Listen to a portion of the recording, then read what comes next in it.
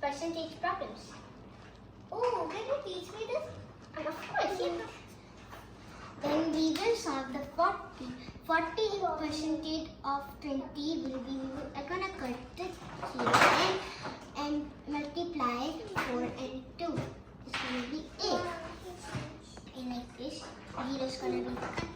And the 3, we are gonna multiply 3 and 5 and 50. And 0 cuts. And we are gonna multiply 5 and 8. It's gonna be 40.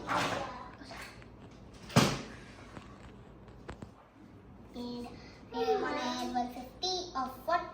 Well, 150% of 40 will be, how do you know? 60. We are gonna cut this. And of this,